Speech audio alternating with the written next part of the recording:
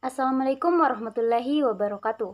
Perkenalkan, nama saya Fitra Nur dengan NIM 105731113523 dari Prodi Akuntansi, Fakultas Ekonomi dan Bisnis, Universitas Muhammadiyah Makassar.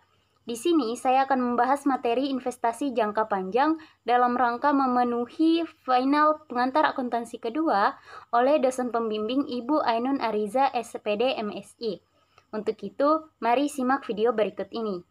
Nah, pengertian dari investasi jangka panjang yaitu merupakan investasi yang dilakukan dalam jangka waktu lebih dari 1 tahun dan tidak dimaksudkan untuk memutarkan kelebihan uang kas.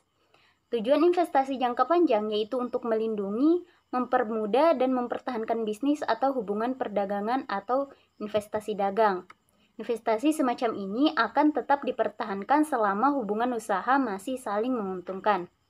Investasi jangka panjang juga dilakukan dengan maksud untuk mengontrol kegiatan perusahaan lain. Istilah kontrol dan pengendalian mengacu pada kemampuan untuk mengatur kebijakan finansial dan operasional dari suatu perusahaan untuk mendapatkan manfaat dari kegiatan perusahaan tersebut. Nah, investasi di dalam akuntansi ini meliputi semua penanaman dana perusahaan atau penyertaan perusahaan pada perusahaan lain yang tidak ada hubungan langsung dengan operasi utama perusahaan. Investasi jangka panjang dapat dilakukan perusahaan dalam bentuk obligasi maupun saham. Apabila diperbandingkan, kedua bentuk investasi tersebut mempunyai kelebihan dan kekurangan masing-masing. Investasi jangka panjang dalam obligasi memberikan jaminan yang pasti atas penerimaan bunga selama kurun waktu tertentu. Bila di tingkat bunga di pasaran menurun, tingkat bunga obligasi tidak berubah karena tingkat bunganya sudah ditetapkan dalam perjanjian awal. Nah, adapun tujuan dari investasi jangka panjang ini, yang pertama yaitu untuk memperoleh pendapatan yang tetap dalam setiap periode, antara lain seperti bunga, royalti, dividen, atau uang sewa, dan lain-lain. Yang kedua yaitu untuk membentuk suatu dana khusus, misalnya dana untuk kepentingan ekspansi dan kepentingan sosial. Yang ketiga yaitu untuk mengontrol atau mengendalikan perusahaan lain melalui pemilikan sebagai ekuitas perusahaan tersebut. Yang keempat yaitu untuk menjamin tersedianya bahan baku dan pasar untuk produk yang dihasilkan. Yang kelima yaitu untuk mengurangi persaingan di antara perusahaan-perusahaan yang sejenis. Dan yang keenam yaitu untuk menjaga hubungan antar perusahaan. Nah, investasi jangka panjang dalam saham perusahaan lain sering disebut juga dengan penyertaan. Di samping untuk memperoleh tambahan pendapatan, investasi dalam saham biasanya dimaksudkan untuk melakukan kontrol terhadap perusahaan di mana investasi dilakukan. Atas dasar besarnya kontrol yang dapat dilakukan, investasi yang dalam perusahaan lain dapat digolongkan menjadi 3 keadaan, yakni yang pertama, perusahaan yang melakukan investasi tidak dapat melakukan kontrol terhadap perusahaan di mana ia melakukan investasi. Yang kedua yaitu perusahaan induk hanya dapat melakukan sebagian kontrol saja terhadap perusahaan anak, tetapi mempunyai pengaruh yang signifikan. Nah, yang ketiga yaitu perusahaan induk secara pasti dapat melakukan kontrol terhadap perusahaan anak. Nah, pada dasarnya ada 2 keuntungan yang diperoleh pemodal dengan memiliki saham, yaitu yang pertama, dividen. Dividen yaitu pembagian keuntungan yang diberikan perusahaan penerbit saham tersebut atas keuntungan yang dihasilkan perusahaan. Dividen diberikan setelah mendapat persetujuan dari pemegang saham dalam RUPS. Dividen yang dibagikan perusahaan dapat berupa dividen tunai, yang artinya kepada setiap pemegang saham diberikan dividen berupa uang tunai dalam jumlah rupiah tertentu untuk setiap saham, atau dapat pula berupa dividen stok, yang artinya setiap pemegang saham diberikan dividen sejumlah saham sehingga jumlah saham yang dimiliki investor bertambah dengan adanya pembagian dividen stok tersebut. Nah, yang kedua yaitu capital gain. Capital gain ini merupakan selisih antara harga beli dan harga jual, di mana harga jual lebih tinggi dari harga beli. Capital gain terbentuk dengan adanya aktivitas perdagangan di pasar sekunder. Misalnya seorang pemodal membeli saham bumi BUMI dengan harga per lembar 5.000, kemudian menjualnya dengan harga 5.500 per lembarnya, yang berarti pemodal tersebut telah mendapatkan capital gain sebesar Rp500 untuk setiap saham yang dijualnya. Umumnya pemodal dengan orientasi jangka pendek untuk mengejar keuntungan melalui capital gain. Nah, di samping dua keuntungan tersebut, maka pemegang saham juga dimungkinkan untuk mendapatkan saham bonus, di mana saham bonus ini, jika ada, yaitu saham yang dibagikan perusahaan kepada pemegang saham yang diambil dari agio saham. Agio saham merupakan selisih antara harga jual terhadap harga nominal saham tersebut pada saat perusahaan melakukan penawaran umum di pasar perdana. Misalnya, setiap saham dengan nilai nominal 500 dijual dengan harga 800, maka setiap saham akan memberikan agio kepada perusahaan sebesar 300 setiap sahamnya. Nah, selanjutnya yaitu pencatatan investasi jangka panjang dalam saham. Yang pertama yaitu ada metode biaya atau cost method, yang dimana cost method ini merupakan metode pencatatan dan pelaporan investasi jangka panjang di mana investasi dicatat pada harga perolehannya atau harga pokoknya, tanpa adanya penyesuaian untuk bagian dicatat, laba atau rugi yang diperoleh perusahaan anak. Pendapatan dari investasi ini dan diakui pada saat dividen telah dikeluarkan. Yang kedua ada metode ekuitas atau metode equity, di mana metode ekuitas ini merupakan metode pencatatan dan pelaporan investasi jangka panjang, di mana investasi mula-mula dicatat pada harga pokoknya, kemudian secara berkala saldo ini disesuaikan dengan kenaikan atau penurunan kekayaan perusahaan anak yang menjadi bagiannya. Dalam metode bagian kekayaan laba atau rugi yang dihasilkan atau diderita oleh perusahaan anak dicatat sebagai penambahan atau pengurangan terhadap saldo akun investasi. Dividen yang diterima dicatat sebagai pengurangan akun ini. Nah, yang ketiga yaitu pencatatan dengan metode biaya atau cost method, yang terdiri dari yang pertama laba perusahaan anak. Laba perusahaan anak ini tidak dijurnal, yang kemudian rugi perusahaan anak juga tidak dijurnal. Kemudian dividen perusahaan anak dijurnal dengan piutang dividen atau kas pada debit, dan pendapatan dividen kepemilikan pada kredit, atau piutang dividen atau kas pada pendapatan dividen kepemilikan. Nah, yang keempat yaitu pencatatan dengan metode ekuitas atau equity method, di mana laba perusahaan anak yaitu investasi saham perusahaan anak pada debit, dan laba rugi dengan persen kepemilikan dikali dengan laba perusahaan anak pada kredit. Nah, yang kelima yaitu penerapan metode biaya dan metode ekuitas. Dalam laporan laba rugi dalam neraca untuk investasi dengan metode ekuitas harus disajikan sebagai aktiva jangka panjang dan diungkapkan dalam pos terpisah dalam neraca. Dan pengungkapan dalam catatan atas laporan keuangan untuk daftar perusahaan investasi. Nah, selanjutnya yaitu masalah-masalah akuntansi yang timbul pada investasi pada saham.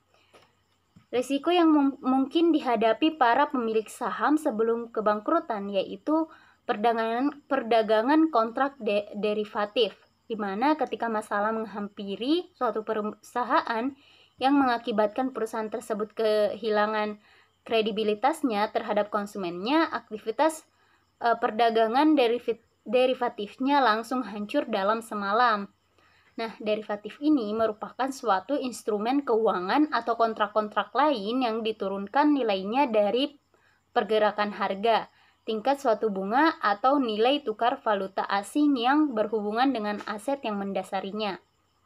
Misalnya, suatu opsi untuk membeli sebidang tanah merupakan aspek derivatif, di mana opsi itu sendiri akan naik nilainya seiring dengan kenaikan nilai tanah. Ketidakpastian tentang nilai wajar aset dan kewajiban atau tentang arus kas di masa depan akan membuat perusahaan terpapar pada suatu resiko. Suatu cara untuk mengelola resiko yang berhubungan dengan nilai wajar dan arus kas yang berfluktuasi adalah melalui penggunaan derivatif. Nah, derivatif digunakan untuk melindungi nilai atau hedge terhadap resiko dan bagaimana informasi mengenai derivatif seharusnya dilaporkan dalam laporan keuangan. Karena penggunaan derivatif membantu perusahaan dalam mengelola resiko-resikonya. Salah satu unsur penting dalam memahami derivatif yaitu dengan memahami resiko-resiko yang akan dibantu dikelola. Adapun 4 resiko penting yang dihadapi oleh suatu perusahaan atau usaha, yaitu yang pertama resiko harga, yang kedua yaitu resiko kredit, nah yang ketiga yaitu resiko suku bunga, yang keempat yaitu resiko nilai tukar.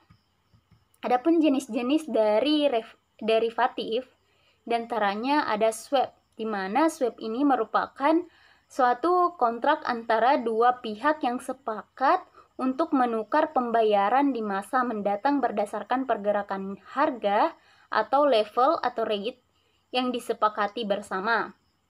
Yang kedua ada forward, di mana forward ini merupakan suatu perjanjian antara dua pihak untuk mempertukarkan suatu jumlah tertentu dari suatu komoditas, surat-surat berharga, atau mata uang asing pada tanggal tertentu di masa mendatang dengan harga atau nilai tukar yang ditetapkan pada saat ini. Nah, yang ketiga ada futur, di mana futur ini merupakan suatu kontrak yang diperdagangkan pada suatu bursa, yang memungkinkan sebuah perusahaan untuk membeli data atau menjual suatu kuantitas tertentu dari komoditas atau surat-surat berharga keuangan pada harga dan tanggal tertentu di masa mendatang. Nah, yang keempat yaitu ada opsi, di mana opsi ini merupakan suatu kontrak yang memberi hak kepada pemiliknya dan bukan kewajiban. Nah, untuk membeli atau menjual suatu aset pada harga tertentu pada suatu periode tertentu di masa mendatang. Nah, selanjutnya yaitu pencatatan perolehan pada saat perolehan investasi saham. Dalam perseroan terbatas, pembagian keuntungan kepada pemilik dilakukan melalui dividen. Pembagian dividen ditentukan dalam rapat umum pemegang saham. Dividen hanya dapat dibagikan jika saldo ditahan positif. Di samping saldo laba ditahan, dapat tidaknya dividen dibagikan juga tergantung pada tersedianya uang kas. Nah, dividen tunai yaitu merupakan keuntungan modal investasi Anda yang dibayarkan dalam bentuk uang tunai oleh pihak perusahaan. Yang kedua yaitu ada dividen saham, di mana dividen yang dibayarkan dengan saham perusahaan dengan dikeluarkannya dividen saham, maka para pemegang saham akan menerima tambahan saham tanpa melakukan setoran apapun. Nah, selanjutnya yaitu ada pencatatan selama pemilikan saham. Akuntansi untuk investasi ekuitas semakin bertambah rumit ketika akuisisi dilakukan dalam suatu periode akuntansi atau akuisisi interim, di mana perhitungan tambahan diperlukan baik dalam menentukan ekuitas pokok pada saat akuisisi maupun dalam menentukan pendapatan investasi untuk tahun tersebut. Ekuitas pemegang saham pada perusahaan investasi dihitung dengan menambahkan pendapatan yang diperoleh sejak tanggal pelaporan terakhir kepada ekuitas pemegang saham awal dan mengurangkan dividen yang diumumkan pada tanggal pembelian asumsi dasar yang digunakan pada akuntansi untuk akuisisi interim. Akuisisi dasar yang digunakan pada akuntansi untuk akuisisi interim yaitu bahwa pendapatan perusahaan investi diperoleh secara proporsional sepanjang tahun jika tidak ada bukti yang menyatakan sebaliknya. Nah, selanjutnya yaitu investasi dalam obligasi. Obligasi atau dikenal dengan bonds merupakan salah satu jenis surat berharga atau sertifikat yang berisi kontrak antara pemberi pinjaman atau investor dan yang diberi pinjaman atau emiten. Kontrak yang tertulis dalam obligasi berisi janji tertulis dari emiten atau penerbit untuk membayar sejumlah uang tertentu kepada investor pada waktu tertentu di masa yang akan datang, umumnya antara 5-10 tahun. Dan juga membayar imbalan bunga dengan jumlah tertentu pada setiap waktu tertentu. Bagi perusahaan yang mengeluarkannya, obligasi pada hakikatnya adalah surat pengakuan utang. Ia berbentuk surat dengan menentukan nilai nominal dan bunga yang telah ditetapkan. Perusahaan mengeluarkan obligasi mengakui berutang kepada pemegang obligasi. Nah, selanjutnya yaitu harga perolehan investasi obligasi. Seperti halnya dengan saham, di samping harga yang dibayarkan kepada penjual, termasuk dalam harga perolehan obligasi, yaitu biaya-biaya lain yang diperlukan untuk mendapatkannya. Misalnya komisi makelar. Obligasi yang dibeli dicatat pada harga perolehannya, di mana apabila obligasi dibeli antara 2 saat pembayaran bunga, maka bunga yang sudah berjalan akan diperhitungkan dalam harga jual. Tetapi bunga ini tidak boleh dimasukkan sebagai komponen harga perolehan. Nah, selanjutnya yaitu pencatatan selama pemilikan obligasi. Adapun syarat untuk menyatukan pendapatan dari perusahaan-perusahaan yang bergabung untuk seluruh tahun penggabungan mempunyai implikasi yang penting dalam pencatatan investasi pada perusahaan-perusahaan yang bergabung dalam suatu periode akuntansi dan dalam mempertanggungjawabkan investasi yang demikian berdasarkan metode ekuitas. Perlakuan akuntansi pada pertukaran obligasi dengan saham, di mana jika obligasi ditukarkan dengan surat berharga lain, maka akun investasi jangka panjang pada obligasi ditutup dan diganti dengan surat berharga yang baru diterima. Harga perolehan surat berharga yang baru didasarkan pada harga pasarnya. Selisihnya dengan nilai buku obligasi dicatat sebagai laba maupun rugi. Nah, selanjutnya yaitu penyajian investasi jangka panjang pada neraca, di mana investasi dalam obligasi atau sekuritas utang lainnya yang ingin dipegang manajemen hingga tanggal jatuh tempo dinamakan dengan sekuritas yang dipegang hingga jatuh tempo atau held to maturity securities. Sekuritas semacam ini diklasifikasikan sebagai investasi jangka panjang dengan judul investasi. Investasi ini dilaporkan pada harga pokok atau biayanya dikurangi premi yang telah diamortisasi atau ditambah diskonto yang telah diamortisasi. Selain itu, nilai pasar atau wajar obligasi harus diungkapkan baik dalam bagian utama neraca maupun dalam catatan yang menyertainya. Nah, adapun kesimpulan dari materi tadi yaitu investasi jangka panjang merupakan investasi yang dilakukan dalam jangka waktu lebih dari 1 tahun dan tidak dimaksudkan untuk memutarkan kelebihan uang kas. Adapun tujuan investasi jangka panjang yaitu untuk melindungi, mempermudah, mempertahankan bisnis atau hubungan perdagangan atau investasi dagang. Investasi semacam ini akan tetap dipertahankan selama hubungan usaha masih saling menguntungkan. Investasi jangka panjang di sini terbagi dua, yaitu ada investasi jangka panjang pada obligasi dan ada investasi jangka panjang dalam saham. Metode yang digunakan dalam pencatatan akuntansi investasi jangka panjang yaitu ada dua, yaitu metode biaya atau disebut dengan cost method dan metode ekuitas atau equity method.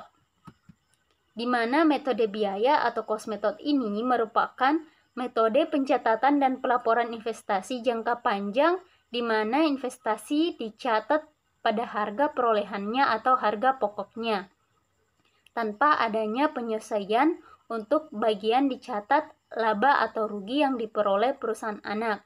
Sedangkan metode ekuitas yaitu metode pencatatan dan pelaporan investasi jangka panjang di mana investasi mula-mula dicatat pada harga pokoknya, kemudian secara berkala saldo ini disesuaikan dengan kenaikan atau penurunan kekayaan perusahaan anak yang menjadi bagiannya. Selesai sudah pembahasan materi investasi jangka panjang dari saya. Lebih dan kurangnya mohon dimaafkan. Billahi fisabilillah fastabiqul khairat. Wassalamualaikum warahmatullahi wabarakatuh.